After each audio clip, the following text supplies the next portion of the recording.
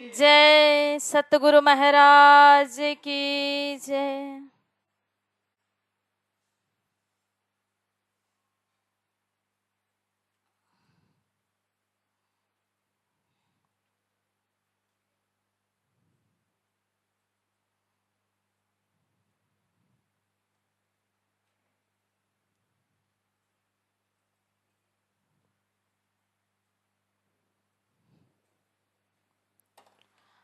बोलिए श्री सतगुरु महाराज की। सहनावतु सहनौ भुनक्तु सह वीर्यं करवावहै तेजस्विनावधीतमस्तु मा विद्विषावहै।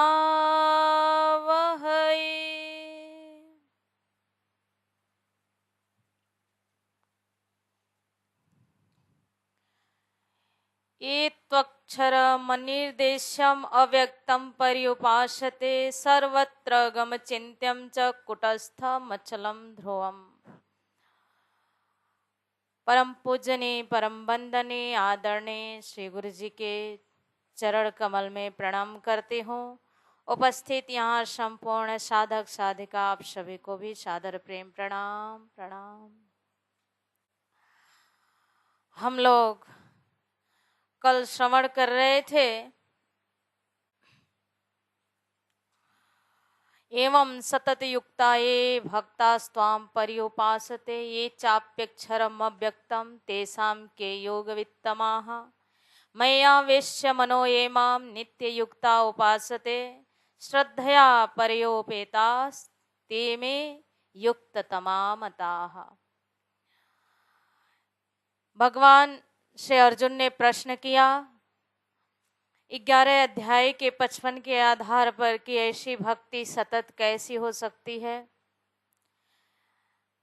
तो सतत लगातार जो भक्त हैं वो निरंतर आपके ध्यान में रह करके भजन करते हैं। उसमें भी दो प्रकार के भक्त हैं, एक सोपाधिक एक निरुपाधिक। दो प्रकार के सोपाधिक ब्रह्म को मानने वाले, निरुपाधिक ब्रह्म को मानने वाले। और फिर भगवान ने उसका उत्तर के रूप में कि सतत करने के लिए तो मैं आवेश्य मनो ये माम, मेरे में मन को आविष्ट करो, निरंतर परमात्मा में ही लगे रहें। उसके लिए कैसे लगे, किस प्रकार से लगे, तो अपने मन को मेरे में आविष्ट करें, अपने कर्म को मेरे लिए करें, जो कुछ भी करते हैं आश्रय मेरे में रखें। नित्य युक्ता, एक दिन दो दिन नहीं, नित्य युक्ता मतलब निरंतर करे। कैसे निरंतर? सेवा पूजा में गाते हैं श्वास श्वास निज नाम जपो वृथा श्वास मत खोए। श्वास श्वास मतलब क्या है? श्वास श्वास का मतलब निरंतर। श्वास से और ज्यादा निरंतर क्या हो सकता है? ये तो हम हर पल ले रहे हैं।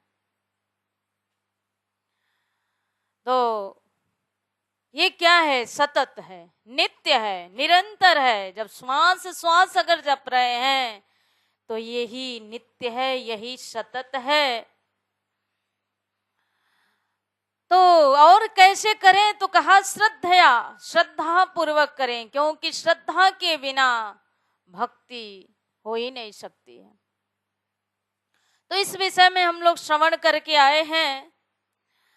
आगे अब निरुपाधिक ब्रह्म जो निर्विशेष है उसके विषय में भगवान बताते हैं अर्जुन से 3 श्लोकों में कि निरुपाधिक मतलब जो किसी उपाधि के द्वारा जाना नहीं जा सकता। क्या है? हमारी इंद्रियां जो है एक उपाधि ही है, वो उपाधि स्वरूप नहीं है। उपाधि मतलब नहीं है, कैसी उपाधि नहीं है। एक साकार ब्रह्म है, एक निराकार ब्रह्म है।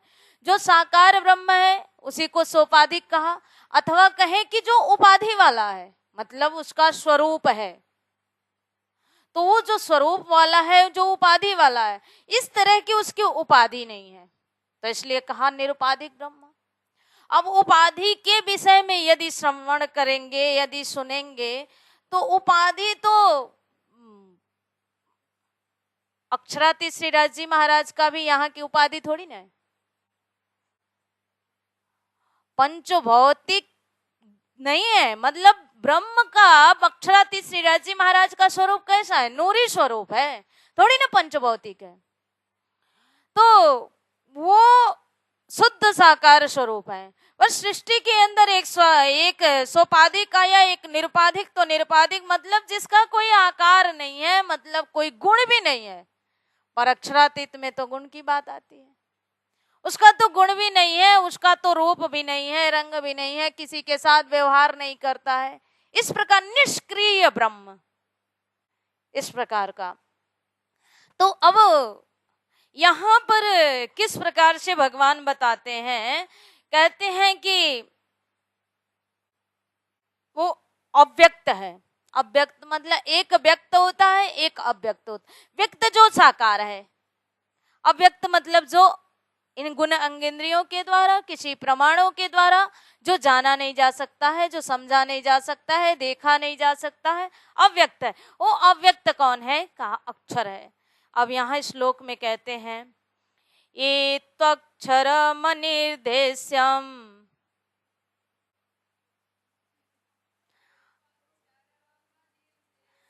अव्यक्तं पर्युपासते ये त्वक्षरमनिर्देश्यम् अव्यक्तं पर्युपासते सर्वत्र गमचिन्त्यं च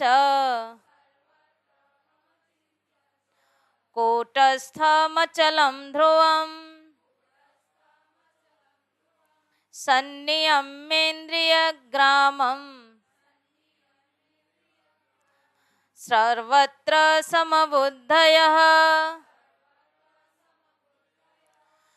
ते प्राप्नुवन्ति मामेव सर्वभूतहिते रताः क्लेशोऽधिकतरस्तेषाम् अव्यक्तासक्तचेतसाम्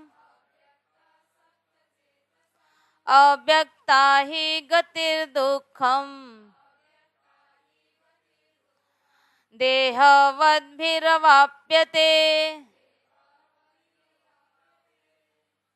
इस 3 श्लोकों में उस अव्यक्त ब्रह्म के विषय में भगवान बता रहे हैं। तो कहते हैं ये त्वक्षर मनिर्देशम, मनिर्देशम मतलब अनिर्देशम, अव्यक्तम, अव्यक्तम मतलब वो अक्षर ब्रह्म है जिसके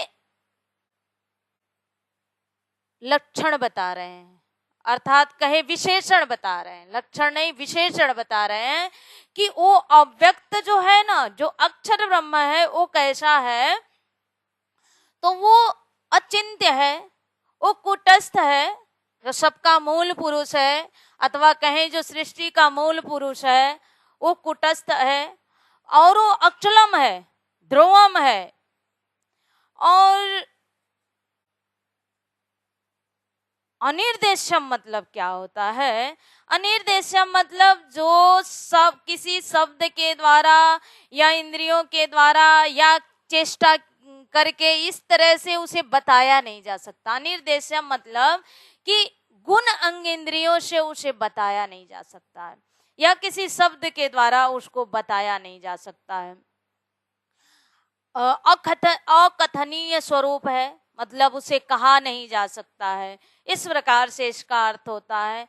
और कूटस्थ मतलब जो स्थायी पुरुष है, जो नाश नहीं होता है, जो अविनाशी है। तो कूटस्थ का अर्थ संस्कृत में बताते हैं, जैसे जैसे एक निहाई होता है जो सुनार के वहां होता है, लोहार के वहां होता है, जिसके ऊपर वो क्या करते हैं, सुनार के पास है तो आभूषण रूपी बना करके उस पे वो कितने आभूषण बनाते हैं, उस निहाई पर वो बन बन करके अपने आकार परिवर्तन करके चला जाता है, वो निहाई ज्यों का त्यों है। लोहार भी औजारों को बनाता है, अनेक प्रकार के औजार उस निहाई पर बनते हैं, लेकिन औजार बन के अपना रूप परिवर्तन करके गए, कितने औजार बने और समाप्त हुए, लेकिन वो निहाई ज्यों का त्यों है। वो औजार की अपेक्षा जो निहाई है वो कैसा है, अविनाशी है। किसकी अपेक्षा, वो औजार की अपेक्षा, वो आभूषण की अपेक्षा, वो तो कितने परिवर्तन होके चले गए ना, लेकिन वो तो ज्यों का त्यों है। इसीलिए क्या कहा कि वो कुटस्थ मतलब एकदम अविनाशी है। ऐसे ही जैसे औजार आते हैं बन के चले जाते हैं, ऐसे ही ये जो कुटस्थ पुरुष है, अक्षर पुरुष है, जिसको यहाँ अव्यक्त कह रहे हैं, ये इसके द्वारा ऐसे अनंत सृष्टि बनी, और ये सृष्टि बनी और ये नष्ट हो गई। चार प्रकार के जो प्रलय है, नित्य, नैमित्तिक, प्राकृतिक, आत्यांतिक, ये सृष्टि बनी और नष्ट हो गई, नष्ट हो गए। तो ऐसे और उनके जागृत के कल्पना में भी अगर हम देखेंगे तारतम्य से, तो ऐसी तो अनंत सृष्टि बनती है और मिटती है। नयनों के पांव पल में इशारत, कई कोट ब्रह्मांड उपजत खपत, उनमें निमेष ब्रह्मांड प्रलोदय। तो ऐसे वो सृष्टि के कर्ता हैं, तो वो एक क्षण में ऐसे सृष्टि बनती है और मिट जाती है, लेकिन वो ज्यों का त्यों है, उनमें कोई परिवर्तन नहीं है। और कुटस्थ का अर्थ एक ऐसा करते हैं, कूट साक्षी। कूट साक्षी मतलब जो साक्षी मतलब गवाह देने वाला, कूट मतलब झूठा। तो एक जो गवाही देता है, कहीं पर भी लोग कोर्ट वगैरह में भी ले जाते हैं गवाही देने के लिए, तो झूठी गवाही देता है तो उसको कूट साक्षी कहते हैं। अब यहाँ कहा कि वो गवाही देने वाला जो है ना, वो व्यक्ति तो सच्चा है, वो जो बोल रहा है वो झूठा है, शब्द झूठा है उसका, लेकिन वो बोलने वाला व्यक्ति तो सच्चा है ना। ऐसे ही ये जो अव्यक्त अक्षर पुरुष है, ये क्या करते हैं, ये स्वयं तो अखंड है, इनके द्वारा जो सृष्टि बनी है, ये सृष्टि कैसी है, अनित्य है, अथवा कहें झूठी है, नाशवंत है। और कूट का अर्थ एक और किया है, कूट का अर्थ मतलब पहाड़। तो पहाड़ का अर्थ किस तरह से लिया है कि जैसे पहाड़ क्या है, स्थिर होता है, अचल है, वो कहीं चलता नहीं है, वो जब से है तब से वो एक ही जगह है। ऐसे ही जो अव्यक्त पुरुष है वो एक ही जगह है, और वो एक ही जगह से रह करके ये पूरा सृष्टि बना रहे हैं और मिटा रहे हैं, झूठा ब्रह्मांड। इस तरह से कूट का कई सारे ऐसे अलग अलग अर्थ किए हैं, लेकिन सबका अर्थ देखेंगे तो मूल क्या है कि मतलब वो अविनाशी है, वो अविनाशी दर्शा रहे हैं। और ध्रुवम का अर्थ होता है कि नित्य है, जो ये सब विशेषण है उस अक्षर पुरुष के। तो कहा कि ऐसे जो अचिंत्य है, अनिर्देश्यम, अव्यक्त है, जिसको देखा नहीं जा सकता है, जिसे किसी प्रमाणों के द्वारा बताया नहीं जा सकता है, ऐसे कि पर्युपासते, भक्त उपासना करता है। कैसी उपासना, एक में केंद्रित होकर के, केवल एक से ही स्नेह करता है, प्रेम करता है, इस एक में केंद्रित होकर के प्रेम कर रहा है, उसे कहा पर्युपासते। किसमें, उस अव्यक्त में, उस अक्षर का इस तरह से उपासना करता है। आगे कहा कि संयमेन्द्रिय ग्रामम। अब उपासना करने के लिए क्या होना चाहिए, हमारी जितनी भी इंद्रियां हैं, मन को लेकर के इंगारे इंद्रिय कहते हैं। मन हमारा उभय पदीय, कभी अंतस्करण के साथ इसकी गिनती होती है और कभी इंद्रिय के साथ भी इसकी गिनती होती है। तो जब इंद्रिय के साथ गिनती होती है तो हमारी 11 इंद्रियां हो जाती हैं, 5 ज्ञान इंद्रियां, 5 कर्म इंद्रियां, श्रवण, त्वचा, नेत्र, रसना, नासिका, ये 5 ज्ञान इंद्रियां हैं, और वाक, पाणी, पाद, वस्तपायु, ये 5 कर्म इंद्रिय, और 11वां जो है हमारा मन है। तो मन की गणना दोनों तरफ होती है, वो कभी इंद्रिय में भी होता है और कभी वो प्रसंग वसात अंतस्करण में भी लिया जाता है। तो ये इंद्रियों को क्या करना है, भक्ति के लिए तो इन इंद्रियों के समूह को वश में करना होगा, क्योंकि जब इंद्रियां बहिर्मुखी होंगी तो भक्ति नहीं हो पाएगी। इंद्रियों का जो अपना अलग अलग विषय है, उन विषयों का जो अलग अलग स्वाद है, वो प्रत्येक इंद्रियां अपने अपने विषयों में वो स्वाद लेने के लिए उधर ही वो दौड़ेंगी, उधर ही भागेंगी। तो उनको उधर से घुमा करके भक्ति में लगाना होगा। तो एक परमात्मा में केंद्रित होने के लिए, अथवा हमारा इष्ट केवल एक ही है, उस एक में शरणागति होने के लिए हमें अपने गुण इंद्रियों को भी अपने वश में करना होगा। नहीं तो हम केंद्रित हो ही नहीं पाएंगे, मन उधर जाएगा, आंख उधर जाएगी। गए तो हम मंदिर में है, आंख कहीं और देख रही है, कान कुछ और सुनने की इच्छा कर रहा है ना, मन कहीं और गया हुआ है। तो उस समय में हमें क्या करना है कि ये बहिर्गामी हमारी इंद्रियां हैं। परांच खानी कहा कि ये इंद्रियां जो है ना, ये बहिर्गामी है और बाह्य विषयों में ही ये जाती हैं, क्योंकि इनका जो आहार है ये तो वहीं जाएंगे। इनका आहार क्या है, शब्द, स्पर्श, रूप, रस, गंध, यही 5 विषय इनका आहार है। और इन्हीं विषयों में ये अपना भोजन करने के लिए, विचरण करने के लिए जाती। इनको उन विषयों से घुमाना है, कहाँ लगाना है, अपने इष्ट में लगाना है, परमात्मा में लगाना है।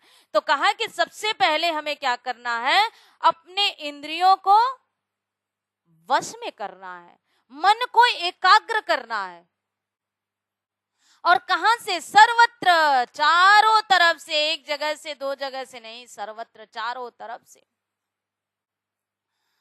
और जब इस तरह से चारों तरफ से इंद्रियों को वश में कर लेंगे और निरंतर एक भाव से एक परमात्मा में अपने ध्यान को केंद्रित करेंगे, अपने मन को केंद्रित करेंगे, तो क्या होगा, सर्वभूत हिते रता, संपूर्ण भूतों में भलाई की भावना रखेंगे, हित की भावना रखेंगे। तो समबुद्धया, और समान, ऐसे समान भाव वाले जो योगी हैं, ऐसे जो ज्ञानी हैं, कैसे ज्ञानी, जो इस तरह से उस अव्यक्त पुरुष को उसके विशेषणों के साथ जानते हैं, अपने इंद्रियों को अपने वश में कर रखे हैं, और अपनी बुद्धि को भी क्या कर रखे हैं, एकदम सम कर रखे हैं। और सभी भूतों में, भूतो मतलब ये सभी प्राणी, भूत मतलब यहाँ प्राणी, कहीं 5 भूत को भूत बोलते हैं, और यहाँ भूत का मतलब संपूर्ण प्राणी, संपूर्ण प्राणियों में हित की भावना रखते हैं। हित मतलब उनकी भलाई सोचते हैं। इस तरह से जो सब में समान भाव रखने वाला है, भगवान कहते हैं कि मामेव, वो तो मुझे ही प्राप्त होता है। जो ऐसा भक्त है वो मुझे ही प्राप्त होता है, अथवा कहें मुझे ही प्राप्त करता है। अब आगे कहते हैं, क्लेश अधिक तरस्तेसाम अव्यक्ता सक्त चेतसाम। क्लेश का अर्थ होता है कि एक परिश्रम, मेहनत। अब किस विषय में परिश्रम, तो परिश्रम किस विषय में, 2 मार्ग है। कठोपनिषद में कहा, श्रेयस्य प्रेयस्य मनुष्य में तौ संपरित्य विविनक्ति धीरा। एक श्रेय का मार्ग है, एक प्रेय का मार्ग है। श्रेय का मार्ग है वो कल्याणकारी है, प्रेय का मार्ग है संसार में उत्कर्ष की ओर तो ले जाता है, लेकिन लास्ट में वो बंधन का कारण है। संसार में वो हमें बढ़ाता है, आगे ले चलता है, उत्कर्ष करता है। हम गरीब थे अमीर हो गए, हम परिश्रम कर रहे हैं, लेकिन ये प्रेय मार्ग जो है ये विमुख करता है परमात्मा से। श्रेय का जो मार्ग है कल्याणकारी मार्ग है, लेकिन बाधाएं तो आती है। श्रेयांसी, जब हम श्रेय कार्य करते हैं तो उसमें क्या होता है, बहुविघ्नानि, बहुत ही विघ्न आते हैं, बहुत ही बाधाएं आते हैं। तो 2 प्रकार के मार्ग हैं, इसमें वर्ण कौन सा कर रहे हैं, श्रेय अथवा प्रेय। तो जब श्रेय का मार्ग वर्ण करेंगे तो परिश्रम तो करना ही पड़ेगा। मानिए अब श्रेय का मार्ग वर्ण करके हम पहुंचे, गुरुकुल में पहुंचे। गुरुकुल मतलब आज आश्रम कह रहे हैं, इसी को पहले गुरुकुल कहा जाता। अब वहां पर गए तो हम श्रेय का मार्ग, वहां का रूल है, वहां का नियम है, वहां की मर्यादाएं हैं, वो तो पालन करना ही पड़ेगा। और वो पालन करने में जो परिश्रम होता है, जो कठिनाइयां आती हैं, वही क्या है, क्लेश है, और पालन तो करना ही होगा। तो श्रेय के मार्ग में कठिनाइयां तो आती हैं, लेकिन वो लास्ट कैसा है, कल्याणकारी है। तो कहा कि इसमें बहुत परिश्रम विशेष है। तो परिश्रम क्या है, परिश्रम ये है कि आसक्त चेतसाम, वो जो अव्यक्त है, अव्यक्त पुरुष है, तो अव्यक्त अक्षर ब्रह्म जो है, वो उनको जानना है, उनको समझना है, तो उनमें ही केंद्रित होना पड़ेगा।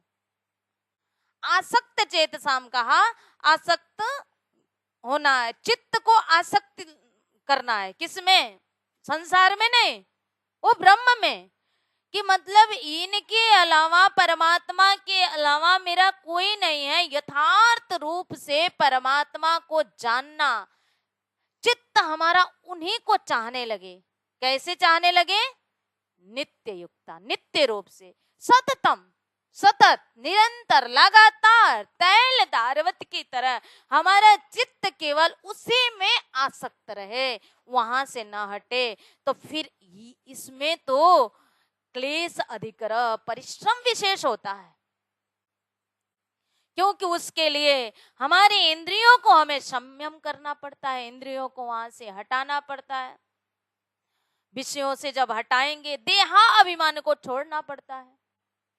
पुत्रेषणा, लोकेषणा, वित्तेषणा, इन ऐषणाओं से निवृत्त होना पड़ता है।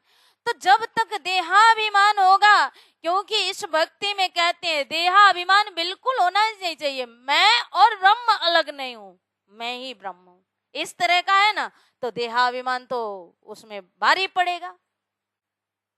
निराकार ब्रह्म को मानने वाले क्या है, हम और ब्रह्म अलग नहीं है, एक ही है। तो मतलब ये शरीर नहीं है, मैं हूं, इस तरह का भाव ना हो, इसको हटाना। तो हटाने में, उस अवस्था में पहुंचने के लिए, उस स्थिति में पहुंचने के लिए बहुत ही परिश्रम है। तो कहा कि उससे हटाने के लिए दुख भी आएगा। अव्यक्ता ही गतिर दुखम देहावद्भिर वाप्यते। गति मतलब चाल, कैसा चाल, अभ्यास करना पड़ेगा उसमें चलने के लिए, क्योंकि एक दिन, 2 दिन, 3 दिन से तो होगा नहीं, इसमें तो कंटिन्यू अभ्यास करना पड़ेगा। और जब अभ्यास करते करते करते करते दुख भी आएगा, तो दुख पूर्वक भी उसमें हम चलते रहें तो अवाप्यते, तब वो अव्यक्त को प्राप्त किया जा सकता है। तो उसमें कोई भाव न रहे, देह में आश्रित, देह में अभिमान न रहे, मैं आश्रम में रहता हूं, मैं सन्यासी हूं, मैं योगी हूं, मैं ज्ञानी हूं, इस तरह का भाव ना हो, इससे ऊपर उठे। प्राणनाथ जी ने कहा, एक आग जो छोटी बुझाई, त्यों दूजी मोटी लगाई। एक आग तो बुझा दिया, घर गृहस्थी को तो छोड़ दिया, और आश्रम में आए, और ये मेरा आश्रम है, ये मेरा शिष्य है, और हम इतने बड़े हैं, हम इतने ज्ञानी हैं, क्या है, ये सब को हटा करके निराभिमान हो करके एक परमात्मा में ही आश्रय को रखे, उसी में आसक्त हो, अपने चित्त को परमात्मा में लगाए। तो इस तरह से अव्यक्त के विषय में भगवान ने 3 श्लोक में अर्जुन को बताया। लालदास जी महाराज ने कहा है कि संसार में अक्षरातीत के विषय में तो लोग नहीं जानते हैं, बताया तो है अक्षरात परतः परा, अक्षर से परे अक्षरातीत है, लेकिन अक्षर तक ही पहुंचे,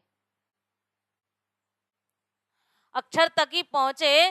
तो अक्षर तक की प्रार्थना तो है, विश्व वंदे अक्षर लो सुखे परीक्षित सो कहो विचार। जो बहुत चिंतन करते हैं, मनन करते हैं, वो अक्षर तक पहुंचे हैं। तो यहाँ पर स्वयं अव्यक्त मतलब अक्षर कह रहे हैं। अब ये अक्षर जो ये समझ है अक्षर का, ये किस तरह का समझ है कि वो निराकार है, वो निर्गुण है, उसमें कोई गुण नहीं है। लेकिन हम तारतम्य से समझ रहे हैं कि वो निराकार नहीं है, वो निर्गुण नहीं है, वो तो सृष्टि करता है, सृष्टि का सृजन करता है। वो तो हर दिन प्रातः काल उठ करके कुटस्थेव तद्धामनि कृष्ण दर्शन लालसा नित्यम प्रयाति परमः प्रेम पूरित मानस। वो तो अक्षर ब्रह्म अगर निर्गुण है, निराकार है, उसका निरुपाधिक है, कोई उसका आकार ही नहीं है, तो दर्शन करने के लिए कैसे जाता है? तो यहाँ निराकार का मतलब कोई आकार ही नहीं है। लेकिन तारतम कह रहा है कि ऐसा नहीं है। तो यहाँ भी शब्द तो अक्षर ही आया, लेकिन शब्द के साथ समझ की बात है। तो शब्द तो यहाँ भी अक्षर प्रयोग हो रहा है, तारतम भी अक्षर प्रयोग कर रहा है, लेकिन वो प्रयोग में जो समझ है वो तारतम का समझ कहता है। तारतम कहता है कि वो अक्षर ब्रह्म तो दर्शन करने के लिए जाते हैं। भाई जब निराकार है तो उसको दर्शन क्या करना है? और निराकार में फिर नाम कहाँ? निराकार है तो पुरुष कैसे? तो इस तरह से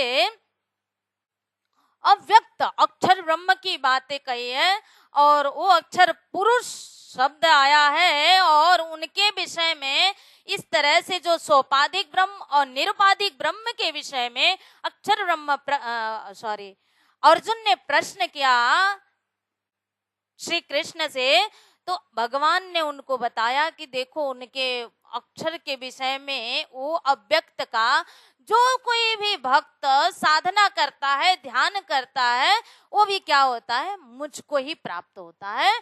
और उधर साकार में भी यही कहा कि जो इस तरह से सतत भक्ति करता है, मैया वेश्य मनो ये इमाम नित्य युक्ता उपासते, यहाँ पर भी भगवान ने कहा वो योगी मुझको ही प्राप्त होता है। तो कहते हैं कि भगवान स्वयं ही कभी जब सृष्टि में उन्हें अवतार लेना होता है, यदा यदा हि धर्मस्य ग्लानिर्भवति भारत, जब धरती में अधर्म अन्याय अत्याचार होते हैं तो सृष्टि में अवतार लेते हैं, तो वो साकार रूप धारण करते हैं, और जब वो अवतारवाद में नहीं होते हैं तो निर्गुण निराकार रूप में रहते हैं। इस तरह से बताते हैं। तो एक तो साकार ब्रह्म हम जानते ही हैं, एक निराकार ब्रह्म जानते हैं। तारतम्य सिद्धांत कहता है कि साकार और निराकार दोनों से परे एक है। वो कैसा है? वो शुद्ध साकार स्वरूप है। क्योंकि साकार कैसा? साकार ब्रह्म कौन है? त्रिदेव ब्रह्मा विष्णु महेश आदि हैं। और शास्त्र स्वयं कहता है कि ये त्रिदेव भी काल के फंदे में भी है। तारतम की तो बात छोड़िए, तारतम ने तो समाप्त ही किया, लेकिन शास्त्र स्वयं कहता है कि हिरण्य गर्भ भी नष्ट होगा। ये सृष्टि का उत्पत्ति का ये प्रथम जीव कहा है। शास्त्र उपनिषद कहता है कि जो हिरण्य गर्भ है ये सृष्टि का प्रथम जीव है, लेकिन ये भी नाश होगा। तो एक साकारवाद बताया और एक निराकारवाद बताया। लेकिन जब महाप्रलय काल आएगा तो न साकार रहेगा न निराकार रहेगा। उस समय में क्या है? शुद्ध साकार स्वरूप जो अनादि काल से है, उसका न आदि है न अंत है। तो वो स्वरूप है, पर वो स्वरूप ऐसा है, ऐसा नहीं कि हमारी तरह पंचभौतिक स्वरूप बोलने के लिए जैसे हमारे आंख है, कान है, नाक है, इस तरह से ही परमात्मा के श्री राज जी महाराज के हैं सोचने के लिए। तो हमारे हैं पंचभौतिक हैं, हमारे विषयों में जाते हैं, पर वो पंचभौतिक नहीं है। क्योंकि ये पांच तत्व से जो उत्पन्न हुआ है, पंचभूतों से उत्पन्न सृष्टि सब क्या होगी? नष्ट होगी। पर वो तो नूरी स्वरूप है, इनसे परे हैं। वो शुद्ध साकार स्वरूप है, वो अद्वैत है। यहाँ द्वैत है, यहाँ एक का दूसरा भाषा नहीं समझता है, आंखें हमारी सुन नहीं सकती हैं, कान हमारा देख नहीं सकता है, पर परम धाम अद्वैत की भूमि है। वहां सब कुछ सब कर सकते हैं। कान सुन भी सकता है, देख भी सकता है, स्वाद भी ले सकता है, सभी गुण है उसके अंदर। वो है शुद्ध साकार स्वरूप। तो इस तरह से एक साकारवाद है, एक निराकारवाद है और एक शुद्ध साकार स्वरूप है, जो शुद्ध साकार स्वरूप के विषय में तारतम्य विवेचन करता है कि एक शुद्ध साकार स्वरूप है जो इन दोनों से परे है, साकार से भी परे है, निराकार से भी परे है। रामनाथ जी ने कहा हद पार बेहद है, बेहद पार अक्षर, अक्षर पार वतन है, जागे न घर। हद क्या हुआ? ये हद के अंदर ही सारा साकारवाद में आ गया। बेहद एरिया देखेंगे, तारतम से देखेंगे तो अक्षर है, अक्षर के 4 अंतस्करण है, अव्याकृत ब्रह्म के, सबलिक ब्रह्म, केवल ब्रह्म, सत्स्वरूप ब्रह्म, ये बेहद एरिया है, बेहद से परे अक्षर है। और यहाँ गीता जी अव्यक्त पुरुष अक्षर को दिखा रही हैं, पर ये अक्षर से भी परे है वो वतन जो है जहाँ जगना है, जिस वतन में श्रीराज जी महाराज, श्यामा जी महारानी विराजमान है मूल मिलावा के अंदर। निस दिन रंग महल में साथ श्यामा जी श्याम, याद करो सुख सबो अंगो जो करते थे आठो जाम। निस दिन रहने वाले वो स्वरूप जो है, जो आज वर्तमान में देखें मूल मिलावा में विराजमान है, तो वो कौन है? वो शुद्ध साकार स्वरूप है। तो इस तरह से भगवान ने दोनों को बताया। अब आगे कहते हैं, पहले दूसरे श्लोक में बता दिया कि जो साकार ब्रह्म सगुण ब्रह्म की उपासना करने वाले भक्त हैं उनकी श्रेष्ठता क्या है, वो भक्त किसको प्राप्त होते हैं उनके विषय में बताया। अब उसी को भगवान आगे और कैसे उपासना करे उसी को छठे मंत्र से बता रहे हैं।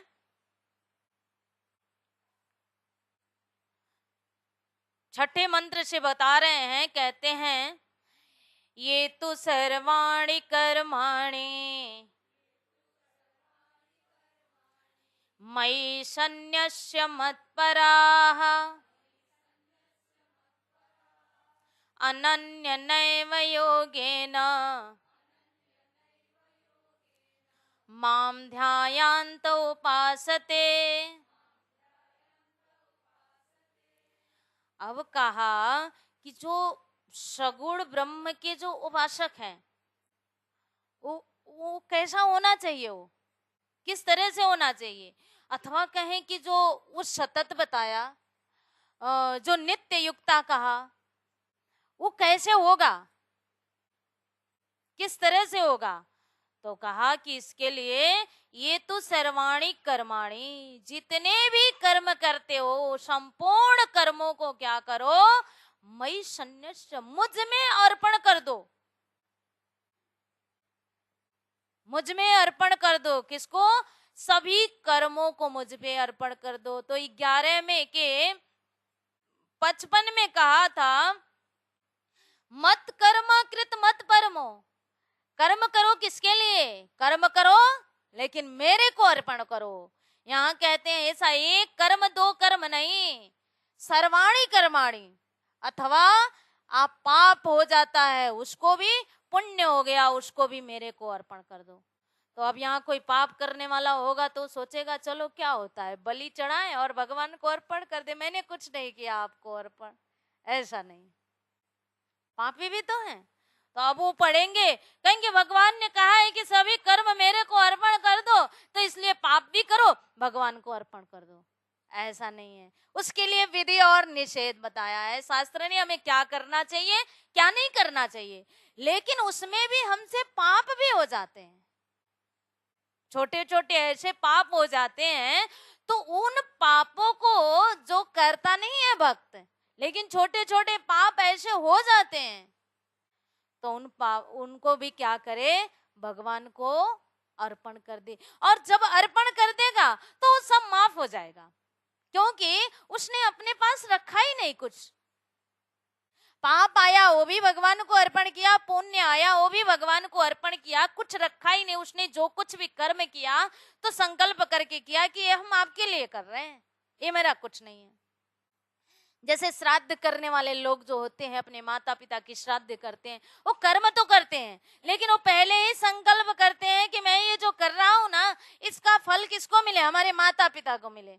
मतलब वो कर्म करते समय जो श्राद्ध रूपी कर्म है वो करते समय क्या संकल्प करके करते, मतलब इसका फल हमको नहीं चाहिए, अपने लिए नहीं, माता पिता के लिए, उनके जो भी पूर्वज हैं उनके लिए संकल्प करके वो श्राद्ध कर रहे हैं।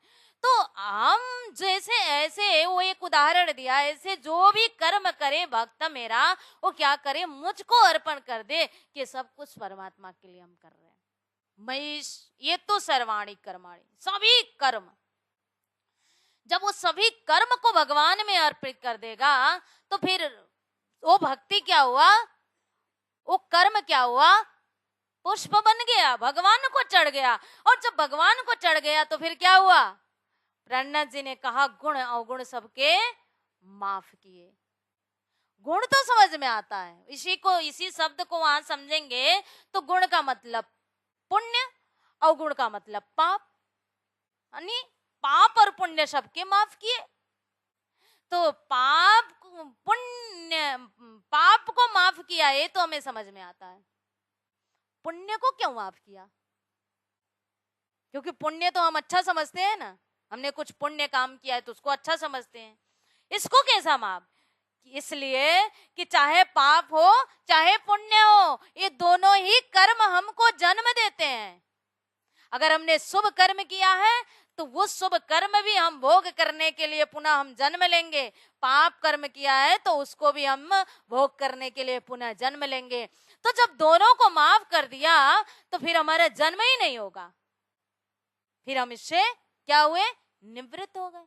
नहीं तो हम पुण्य पुण्य रख लेते हैं तो पुण्य भोग करने के लिए जब पुनः आएंगे तो कुछ ना कुछ पाप तो होंगे ना, इसलिए तो रोटेशन फिर चलता रहेगा।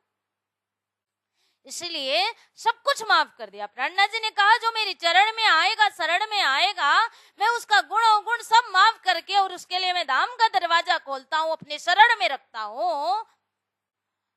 तो दोनों माफ करते हैं, जो उनकी शरण में जाए।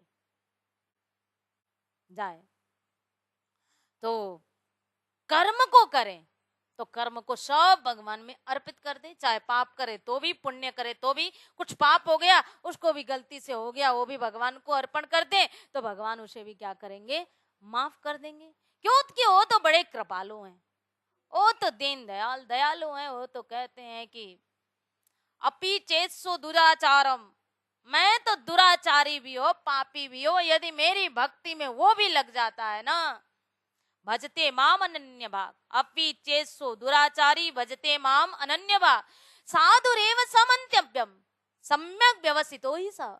यदि कोई दुराचारी है, पापी है, अधम है, यदि वो भी मेरी भक्ति करने के लिए लग जाता है ना, वो सब कुछ छोड़ करके और मेरी भक्ति करने में लग जाए, तो ऐसे पापी का भी मैं पाप माफ कर करके और उसको भी साधु में गिनती करता हूं, वो भी साधु श्रेणी में गिनती होता है। तो फिर इतना भगवान माफ करते हैं, तो जो उनका भक्त है उसके द्वारा कुछ पाप हो गया तो उसको माफ क्यों नहीं करेंगे। तो कहा जो भी कर्म होते हैं वो भगवान को अर्पण कर दो, भगवान को समर्पित कर दो। कैसे, शबरी, अब कर्म में छोटा बड़ा नहीं होता है। शबरी झाड़ू लगाती थी, पर झाड़ू लगाते हुए भक्ति कर रही है। राजा जनक जी भी कर्म करते थे, उनका कर्म कहाँ उतना श्रेष्ठ, शबरी का कहाँ झाड़ू, लेकिन दोनों ही कर्म की दृष्टि में देखें तो दोनों बराबर हैं। वो झाड़ू लगाती थी तो झाड़ू क्यों लगाती थी, क्या सोच के मैं झाड़ू लगा रही हूँ, इस रास्ते से भगवान आएंगे, इसलिए वो झाड़ू लगाना रूपी जो कर्म है वो क्या हुआ, भगवान को समर्पित हो गया। इसीलिए कहा 9वें अध्याय में, यद करोषि यद अश्नासी यद जुहोषि ददासी यद तपस्यसि कौन्तेय तत्कुरुष्व मदर्पणम। यद करोषि, जो कुछ भी तुम करते हो वो मेरे को अर्पण कर दो, जो कुछ भी तुम खाते हो मेरे को अर्पण कर दो, मैं उसे प्रसाद बना दूंगा। जो कुछ भी तुम यज्ञ करते हो मेरे को अर्पण कर दो, जो कुछ भी तुम दान देते हो मेरे को अर्पण कर दो, जो कुछ भी तुम तपस्या करते हो सब क्या करो, मेरे को अर्पण कर दो। फिर क्या होगा, जब कर्म अर्पण हो जाएगा, जब हमारी भावनाएं अर्पित हो जाएंगी, जब हमारी दिशा परमात्मा की तरफ लग जाएगा, फिर तो क्या होगा, परमात्मा में ही हम उन्मुख हो जाएंगे। तो कहा ऐसे सभी कर्मों को क्या करें, मेरे में लगा दें। अब उसको करने के लिए क्या करना पड़ेगा, पत्रम पुष्पम फलम तोयम यो में भक्त्या प्रयक्षति। पत्र पुष्प फल जो कुछ भी है मेरे को समर्पण करो, और फिर वो करते करते, पहले पत्र को करो, पुष्प को करो, करते करते फिर अपने सारे क्रियाकलापों को मेरे में अर्पण करना शुरू कर दो। और उससे फिर क्या होगा, जब तुम्हारे सारे कर्म मुझ में अर्पण हो जाएंगे, फिर तो क्या है, वो भक्त कैसा हो गया, अनन्य हो गया। एक भगवान के सिवाय, एक परमात्मा के सिवाय कुछ भी बचा ही नहीं उसके लिए। सब मत पराह कहा। मत पराह मतलब जिनकी दृष्टि में सर्वश्रेष्ठ कौन है, केवल केवल परमात्मा ही है। मत पराह मतलब मेरे ही परायण। परायण मतलब मेरे ही आश्रित हो जाए, मेरे सिवाय उसका और कोई भी न हो, ऐसा मत पराह। एक दृष्टांत देते थे कि कैसा मत पराह। एक उपमन्यु नाम के एक भक्त थे, शिवजी के भक्त थे, और बहुत कट्टर भक्त थे। शिवजी ने एक बार सोचा कि चलो उपमन्यु का जो भक्ति है, जो वर्ण है, ये मैं थोड़ा दुनिया को दिखाता हूँ कि इसका वर्ण कितना निष्ठावान है। तो शिवजी क्या बन गए, इंद्र बन गए, और उनका जो नंदी था वो ऐरावत हाथी बन गए, और दोनों उस उपमन्यु भक्त के वहां गए। भक्त ने बहुत अच्छी से उनकी खातिरदारी किया, बहुत अच्छे से सेवा किया। अब लास्ट में वो शिवजी बने। इंद्र ने कहा कि मैं तुम्हारी सेवा से अतिशय प्रसन्न हूं, मेरे से वरदान मांग लो। कहा, उपमन्यु ने कहा, अतिथि देवो भवः, शास्त्रों में कहा है आप हमारे अतिथि हैं, इसीलिए हमने आपकी अच्छी तरह से सेवा किया, लेकिन हमें आपसे कुछ भी नहीं चाहिए, क्योंकि मेरा देने वाला लेने वाला तो केवल मेरा एक ही है, जो मेरा इष्ट है। यदि वो मुझे कीट बना दे, पतंगा बना दे, कोई कीड़ा बना दे, तो मैं उसमें रहना उसकी आज्ञा से अच्छा समझूंगा, लेकिन आपके दिए हुए स्वराज्य को मैं अच्छा नहीं मानूंगा। वो मुझे चाहे जैसी स्थिति में रख दे, लेकिन उसने जो स्थिति मुझे दिया उसमें मुझे खुशी है। राजी तेरे रजा में, उसकी खुशी में मेरी खुशी है। लेकिन आप मुझे यदि त्रिलोक ही का राज्य ही दे करके जाएं, तो मुझे वो स्वीकार नहीं है। ये वर्ण कितना निष्ठा, अतिथि के रूप में आए तो सेवा तो किया, लेकिन यदि कुछ लेना है तो अपने इष्ट से लेना है, कुछ देना है तो अपने इष्ट को देना। इतना सर्वस्व समर्पण। तो ऐसा जो भक्त है वो कौन है, मत पराह। ऐसा भक्त को कहा मत पराह, केवल एक में ही केंद्रित रहे, बाकी कुछ नहीं चाहिए। एक साधे सब सदे, सब साधे सब जाए। यदि एक की साधना करेंगे तो वो निष्ठा हमारी पकेगी। यदि 10 को साधने के लिए चलेंगे ना, तो एक भी हाथ में नहीं आएगा, सब चला जाएगा। तो कहा कि मत पराह, ऐसा जो भक्त है वो कौन है, वो मत पराह है।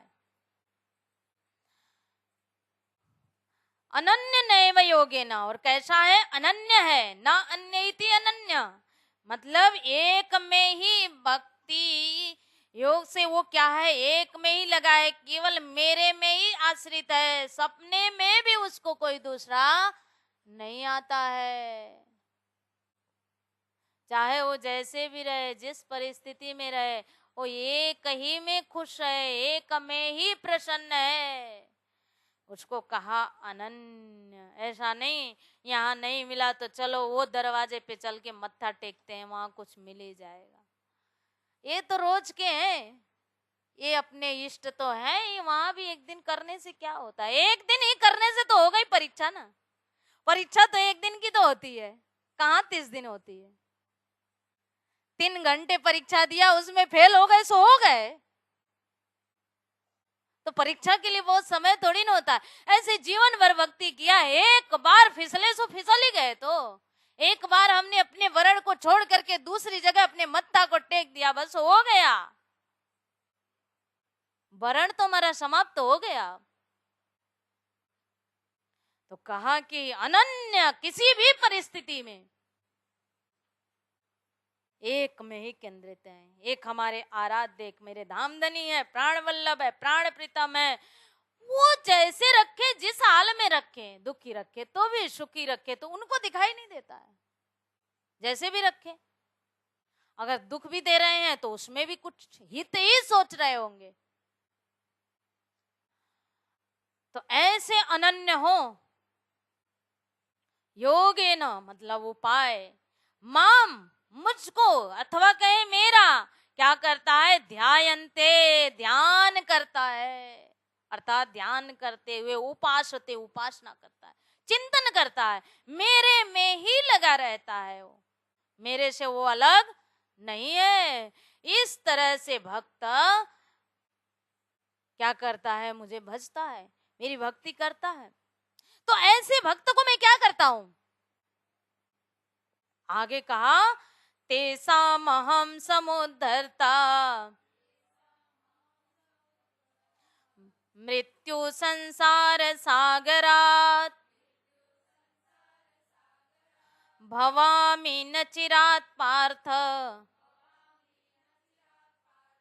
मया वेशित चेतसाम्।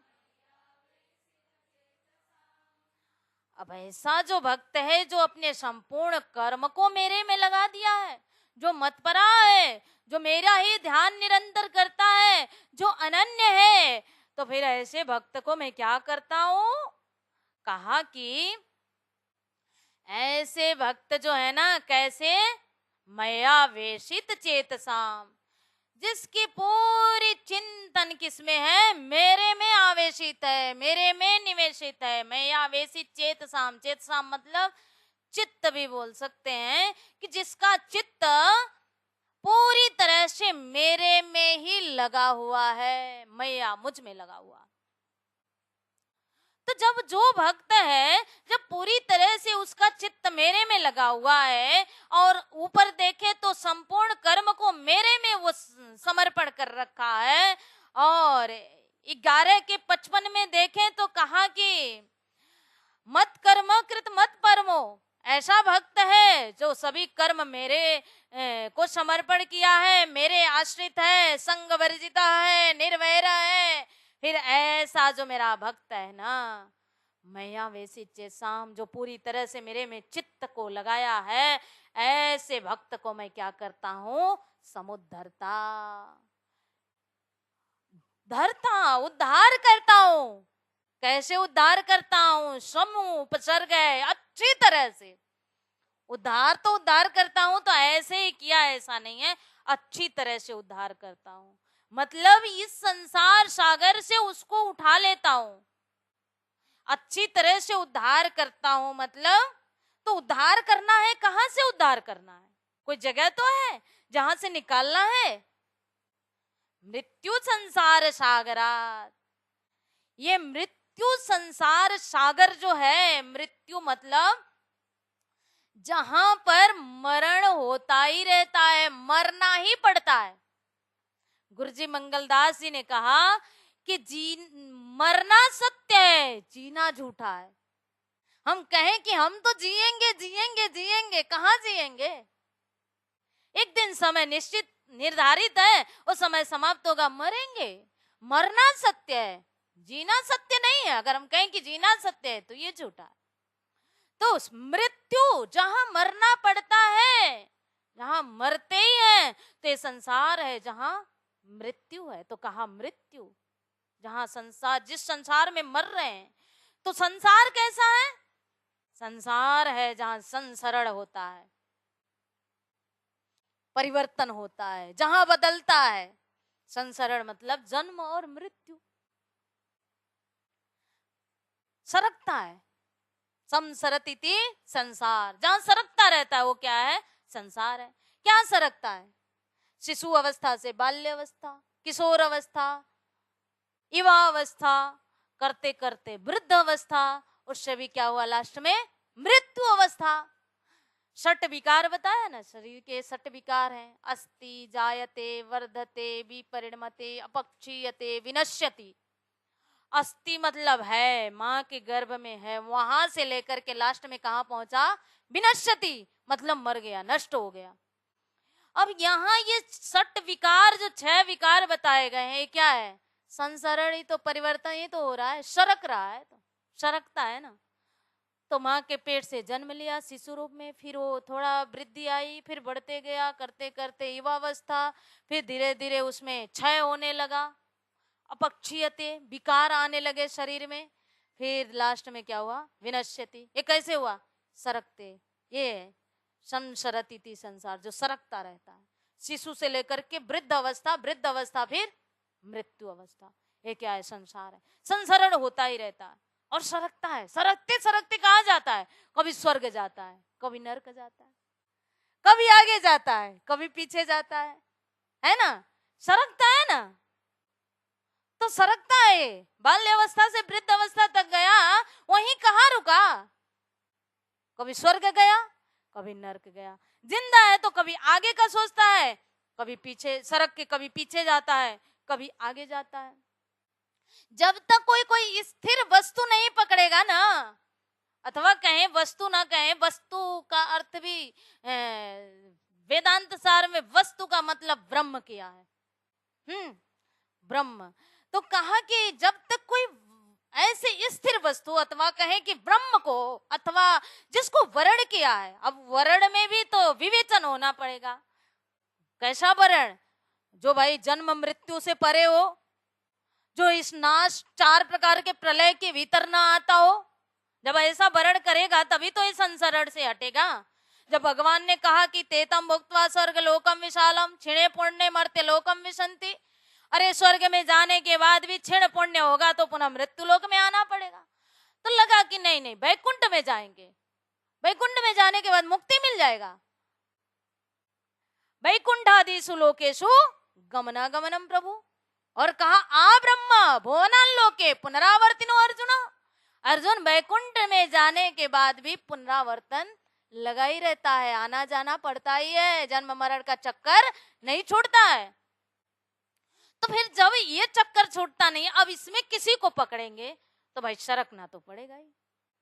इसलिए पकड़ते समय भी एकदम विवेचन पूर्वक पकड़े, एकदम समझ करके पकड़े। कैसा स्थिर वस्तु पकड़े कि जिसमें हमको सरकना न पड़े। तो कहा कि जब तक स्थिर वस्तु को नहीं पकड़ेंगे तब तक ये हमारा सरकना भी बंद नहीं होगा, हम फिसलते रहेंगे, फिसलते रहेंगे। अभी नरक तो समझ में आ गया, स्वर्ग तो समझ में आ, ये आगे फिसलना पीछे फिसलना क्या है? तो भूत की चिंता करना, पीछे फिसलना, भविष्य की चिंता करना, आगे फिसलना।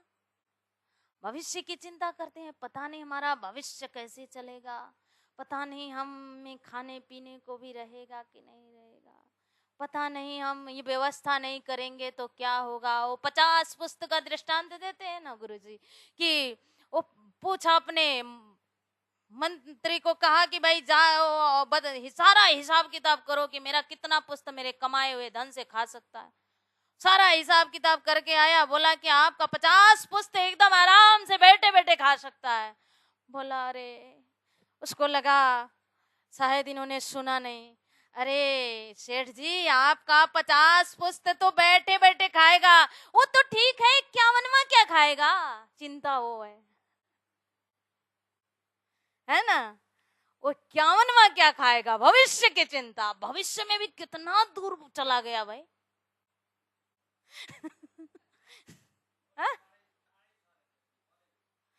इतना दूर गया, 51वां पुस्तक क्या खाएगा बताइए। तो ये भूत की चिंता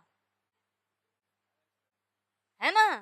तो ये कभी आगे फिसलता है, कभी पीछे फिसलता है, मतलब कभी भूत की सॉरी ये भविष्य की चिंता है। 51वां पुस्तक क्या खाएगा, भविष्य की चिंता है। तो कभी पीछे फिसलता है कि हमारा आने वाला पीढ़ी क्या खाएगी। और वर्तमान में क्या है, मोह के दलदल में फंसा हुआ है। अब मोह के दलदल में ऐसा फंसा हुआ है, इसी का नाम है संसार, जिसमें वो सरक रहा है आगे कभी पीछे, ऊपर कभी नीचे, हैं, मस्त इसी में फिसल रहा है। अब इसमें जो भगवान का भक्त है, ऐसे संसार सागर से क्या करते हैं, समुद्रता, उसको उद्धार कर देते हैं। अब उद्धार करते हैं कैसे, उठाते हैं, कैसे उठाते हैं भगवान, अच्छी तरह से उठाते हैं। उद्धार करने का मतलब यहां से उठाया यहां रख दिया, ऐसे नहीं। शेर के मुख से निकाला और ले जा करके किसी और के मुख में डाल दिया, तो फिर क्या मतलब है ना। निकालने का मतलब कि एक विकट परिस्थिति से अगर निकाला तो उसी अच्छी जगह में रखे ना, नहीं तो एक के मुख से निकाले और एक के मुख में डाल दे तो क्या मतलब है, वो तो कोई मतलब नहीं।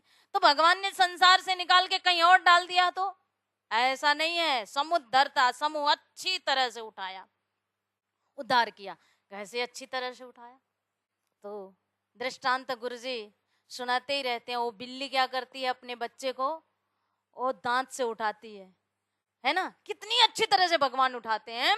बिल्ली अपने उसी दांत से जब चूहे को उठाती है तो उसे अपना आहार बना लेती है, और उसी दांत से जब अपने बच्चे को उठाती है तो समूह अच्छी तरह से धरता उठा करके एक व्यवस्थित सुरक्षित स्थान पर ले जाके रख देती है।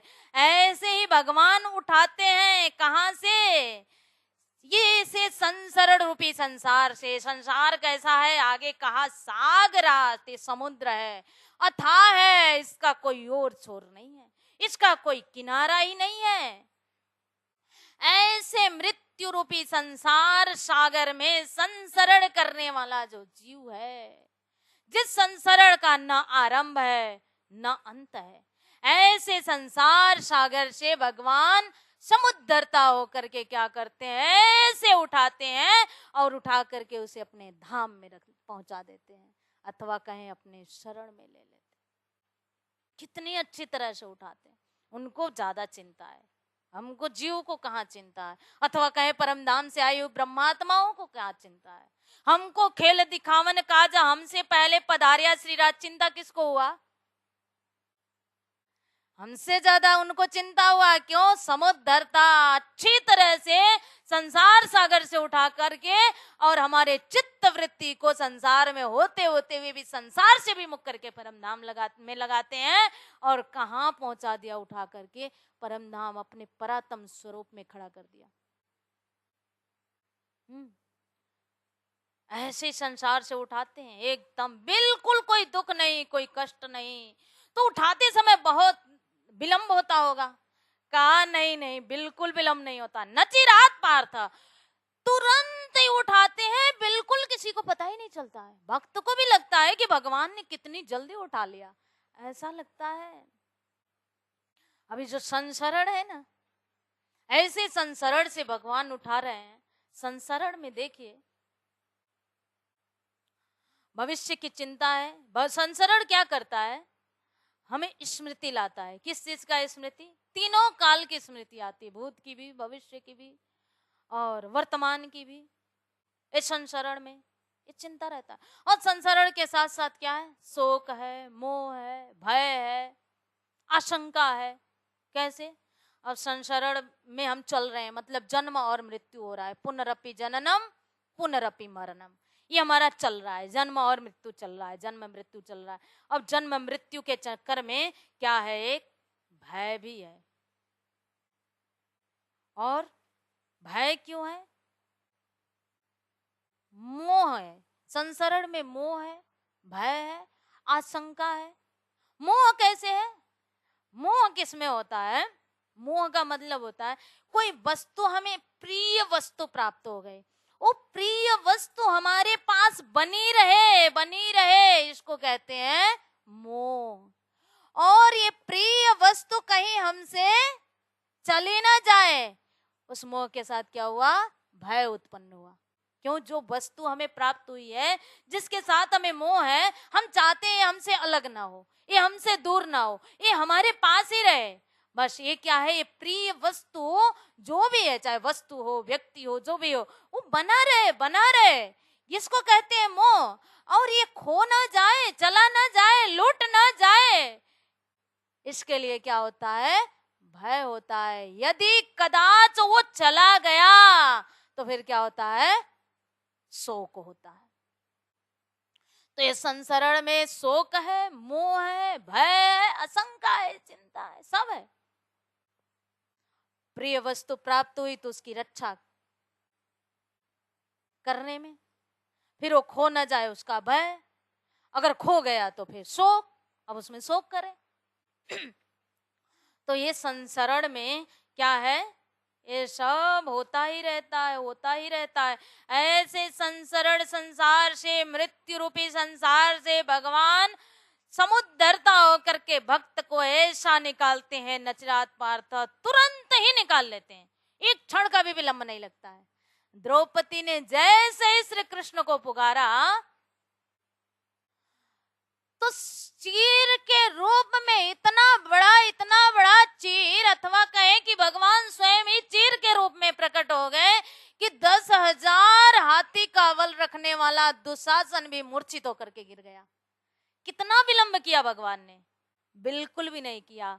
विलंब हुआ था तो जब तक द्रौपदी का आश्रय 5 पांडवों में था, जब तक द्रौपदी का आश्रय गुरु द्रोणाचार्य की तरफ था, राजा धृतराष्ट्र की तरफ था, कृपाचार्य की तरफ था, विदुर जी की तरफ था, जब तक उस सभा में बैठे हुए लोगों की तरफ द्रौपदी की नजरिया थी, जब तक उनसे रक्षा की कामना करती थी, तब तक भगवान नहीं आए। लेकिन जब सब कुछ द्रौपदी ने छोड़ करके, अथवा चीर संभालने का, अपनी लाज संभालने का भी अब भय छोड़ दिया और भगवान को पुकारा, तो भगवान वहां एक क्षण का विलंब किए बिना आए और दुशासन जैसा महावीर भी मूर्छित होके गिर गया। भगवान देर नहीं करते हैं। प्रहलाद ने कहा इस खंबे में भी मेरा भगवान है, भगवान ने एक क्षण का विलंब किए बिना खंबे में प्रकट हुए। जब गज को ग्राह ने पकड़ लिया तो गज ने जब भगवान को पुकारा तो बैकुंठ से भगवान ऐसे चले कि गरुड़ पर बैठना भी उन्होंने विलंब समझा और गरुड़ पर बैठे बिना यूं ही छलांग लगा करके दौड़ पड़े। इस तरह से नचिरात पार्थ कहते हैं, हे पार्थ मैं इतना भी विलंब नहीं करता हूं अपने भक्त को उठाने में। भक्त जो शरणागति हो, हमारे आद्य श्री निजानंदाचार्य सदगुरु महाराज जब अपने बाल्यकाल में खोज कर रहे थे तो उनको तो पुकारना भी नहीं पड़ा। जब वो 17 वर्ष की आयु में घर से चले तो घर से चलते समय, चलते चलते मार्ग को देखा तो क्या हुआ, मार्ग को देख करके तहां चली राह न पाइए, भय चोरन का डरा। कैसा हुआ, चोरों का भय हुआ। वहां उन्होंने पुकारा भी नहीं, वो उनको पता ही नहीं है राज्य महाराज को कौन है, वो तो खोज के लिए निकले हैं, वो तो कब से खोज कर रहे हैं, या वो ब्रह्म कौन है जो घट-घट में, कोई कहता है वो घट-घट में, कोई कहता है वो खोज करो वो मिल जाएगा, ऐसा उसको खोज करने के लिए वो तो निकले हैं। जब उनको चोरों का भय हुआ ना, भय हुआ, पुकारा भी नहीं, कि इतने में ही वो भय के कारण वह बालक मन दहसत, पेट में उठा दर्द, भय के कारण पेट में दर्द हुआ। सामने में देख रहे हैं तो कोई एक शख्स दिया दीदार, पुकारा नहीं है, यहाँ बुलाया नहीं है, देखिए कितने करीब है वो, कितने नजदीक, वो तो मेरे साथ साथ ही है, बस हम उनको अनुभव नहीं कर पाते, हम उनको महसूस नहीं कर पाते, वो हमसे दूर ही नहीं। इसलिए तो कहते हैं कि तू आप पे न्यारी होता है, पीऊ नहीं तुझसे दूर, पर्दा तू ही करत है, अंतर न आड़ी नूर। तू स्वयं मेरे से दूर हो रहे, मतलब वो तो हमारे साथ कदम पे कदम मिला करके चल रहे हैं, लेकिन हम उन्हें अनुभव नहीं करते, महसूस नहीं करते हैं।